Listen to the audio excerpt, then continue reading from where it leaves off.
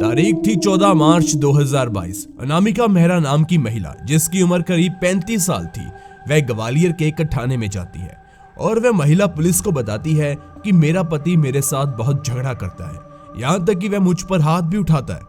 और इतना ही नहीं, एक बार तो उसने मुझे जान से मारने की भी कोशिश की। पुलिस को लगा कि मियाँ बीवी का एक छोटा सा झगड़े का मामला है, पुलिस इस पर ज्यादा सीरियस नहीं होती। पुलिस भी महिला को तसल्ली देती है कि कोई बात नहीं, हम आपके पति को पुलिस थाने में बुलाएंगे और उसे डांट लगाएंगे, फिर वे आपके साथ कभी भी झगड़ा नहीं करेगा।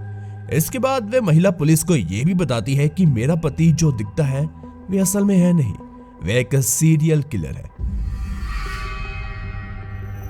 पुलिस को लग रहा था कि शायद पत्नी अपने पति से काफी ज्यादा दुखी है और उसे शायद फंसाना चाहती है, इसलिए पुलिस महिला को कहती है कि आप अपनी रिपोर्ट हमें दर्ज करवा दीजिए, हम सब अपने हिसाब से देख लेंगे। महिला को भी लगा कि पुलिस उसे हल्के में ले रही है, इसलिए महिला यानी कि अनामिका मेहरा पुलिस वालों को बताती है कि आज से करीब 6 महीने पहले जब मैं घर की सफाई कर रही थी, तब मेरे हाथ मेरे पति के कुछ पुराने डॉक्यूमेंट्स दस्तावेज लगे और सभी दस्तावेजों पर मेरे पति का नाम अलग अलग था।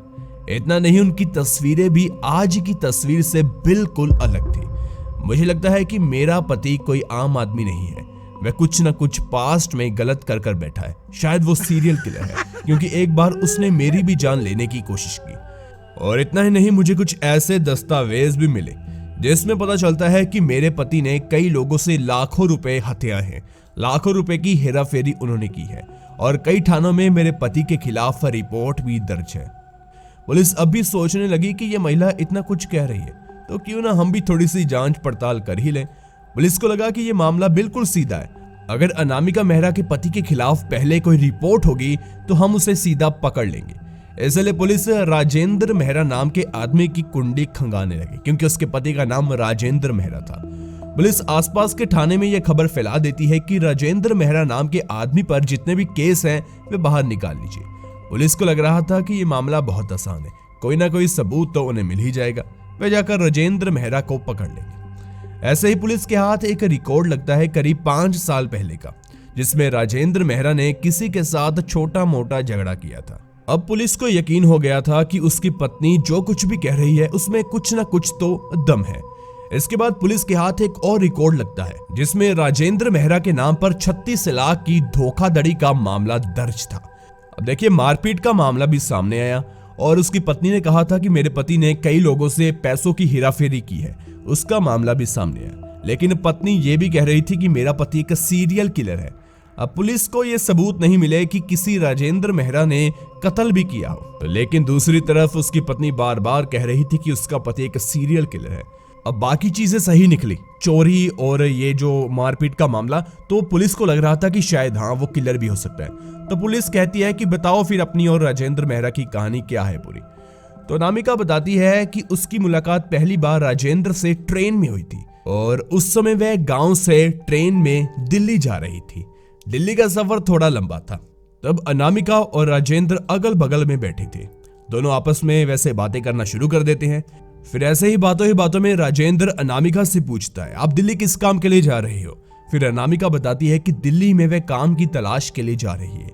राजेंद्र कहता है कि मैं ग्वालियर में ही रहने वाला हूँ और दिल्ली में मेरी अच्छी खासी जान पहचान है और मैं आपकी मदद भी कर सकता हूँ।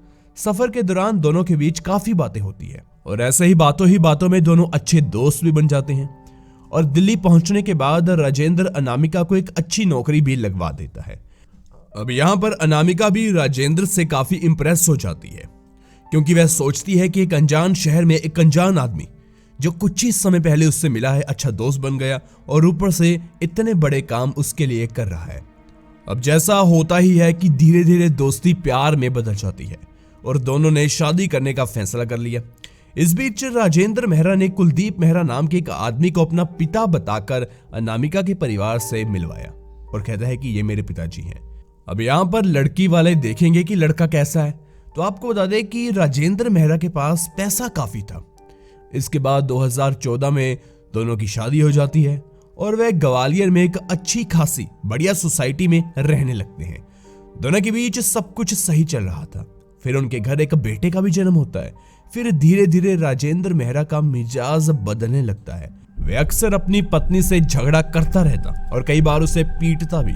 अनामिका पहले पहले तो ये सब सहन करती रही, लेकिन अब दोनों के बीच झगड़ा जब बढ़ने लगा तो अनामिका ने अपने बेटे को साथ लिया और साल 2022 में अपने पिता के घर चली गई। लेकिन जब राजेंद्र मेहरा का घर वो छोड़ रही थी और अपना सामान पैक कर रही थी, उस समय पैकिंग के दौरान उसे राजेंद्र मेहरा के पुराने डॉक्यूमेंट्स मिलते हैं और सभी डॉक्यूमेंट्स पर उसका नाम अलग था। कहीं पर राजेंद्र मेहरा, कहीं पर राजेश मेहरा, रजनीश मेहरा और कहीं पर राजीव मेहरा लिखा हुआ था। फिर वह सोचती है कि उसके पति के भला इतने नाम कैसे हो सकते हैं। अब पति को लेकर थोड़ा सा डर तो मन में था, लेकिन फिर उसे ऐसे डॉक्यूमेंट्स मिलते हैं जिससे उसे लगता है कि उसका पति एक किलर नहीं, सीरियल किलर है। इसके बाद वो बिना वक्त गवाए अपना सामान लेकर अपने पिता के घर चली जाती है। इधर राजेंद्र मेहरा जब घर पर आता है और देखता है कि उसकी पत्नी उसे छोड़कर चली गई है, तो राजेंद्र मेहरा परेशान हो जाता है और उसे फोन करता है, उसे मनाने की कोशिश करता है, लेकिन वह घर वापस नहीं आती। फिर 14 मार्च 2022 के दिन राजेंद्र मेहरा अपनी पत्नी अनामिका को दोबारा फोन करता है और उसे कहता है कि तुम मुझे घर के बाहर आकर मिलो, मैं तुमसे माफी मांगना चाहता हूँ। लेकिन अनामिका फिर उसे मना कर देती है। तब अनामिका अपने घर के बाहर वैसे ही टहल रही थी, तब राजेंद्र मेहरा अपनी गाड़ी लेकर आता है और अनामिका को अपनी गाड़ी के अंदर बैठा कर लेकर जाता है। राजेंद्र मेहरा अनामिका को मारने की कोशिश करने वाला था, लेकिन अनामिका जैसे तैसे कर बचकर वापस घर पहुंच जाती है, क्योंकि वहां पर काफी ज्यादा लोग थे, इसीलिए वो बच जाती है और पिता को सारी बात बताती है। अब पिता कहते हैं कि बिना वक्त गवाए फटाफट से पुलिस को सारी जानकारी दो, और फिर वो पुलिस में ये सारी डिटेल देती है। इसके बाद पुलिस राजेंद्र मेहरा को उठाती है और उसे पुलिस स्टेशन में लेकर आती है। राजेंद्र मेहरा को भी लग रहा था कि पुलिस उसे सिर्फ पूछताछ करेगी कि तुम अपनी पत्नी के खिलाफ क्यों ऐसा करते हो, क्यों उसे मारते हो, और बस मारपीट की कंप्लेंट होगी, लेकिन ऐसा बिल्कुल नहीं था। पुलिस राजेंद्र मेहरा की अच्छे से खातिरदारी करती है और पुलिस राजेंद्र मेहरा से पूछती है, तुम्हारी असली कहानी क्या है, हमें बता दो, क्योंकि अब हमें सब कुछ पता चल गया है। फिर राजेंद्र मेहरा सुनाता है अपनी पूरी कहानी। सबसे पहले वह बताता है कि उसका नाम मेहरा मुरा कुछ नहीं है, उसका नाम है राजेश कुमारिया। राजेश कुमारिया ज्यादा पढ़ा लिखा नहीं था, वह सिर्फ 12वीं तक पढ़ा था। यहाँ पर राजेश कुमारिया के यार दोस्त, उसकी संगत काफी खराब थी और वह बचपन अपना ग्वालियर में बिताता है अपने पिता के साथ। यहाँ पर इसका एक दोस्त होता है मनोज। मनोज के साथ कुमारिया का काफी अच्छा खासा उठना बैठना था, काफी अच्छे दोस्त थे। हालांकि मनोज कुमारिया से उम्र में काफी बड़ा था, दोनों के बीच दोस्ती काफी गहरी थी। मनोज शादीशुदा भी था, उसकी पत्नी का नाम गीता था, यहां तक कि उसके 3 बच्चे भी थे। इन दोनों के बीच दोस्ती तो गहरी थी, इसलिए कुमारिया अक्सर मनोज के घर जाया करता था। अब ऐसे ही जाते जाते उसे मनोज की बीवी गीता से प्यार हो गया, दोनों में प्यार बढ़ने लगा।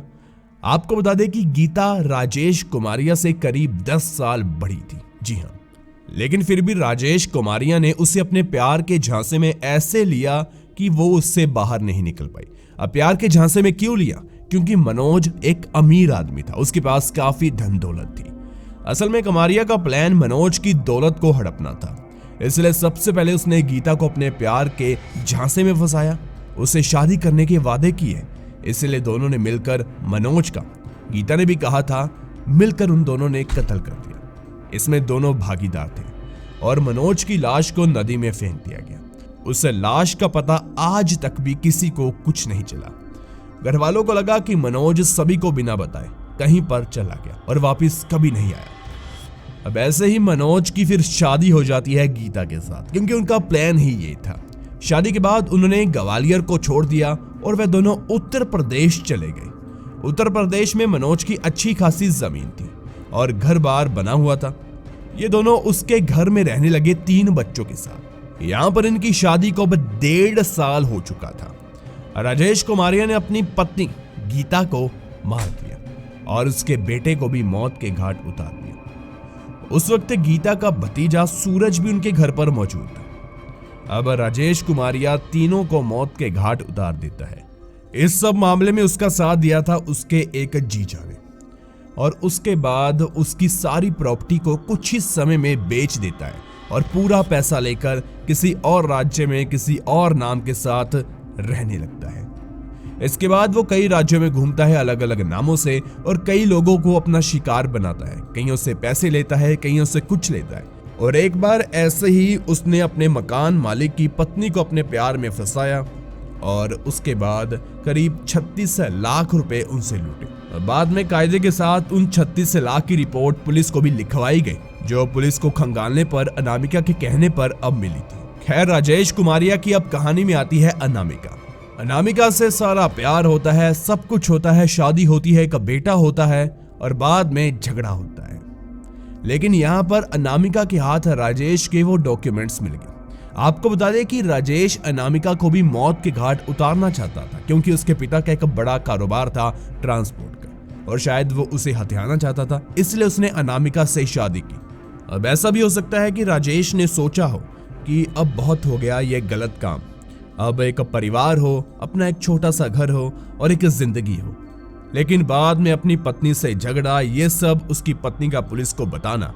अब यहाँ पर सोचने वाली बात यह है कि अगर अनामिका पुलिस को जाकर यह सब कुछ नहीं बताती या पुलिस इस बात को सीरियस नहीं लेती, तो शायद राजेश कुमारिया का किसी को पता नहीं चलता कि ये कौन है और इसकी हिस्ट्री कितनी डार्क रही है।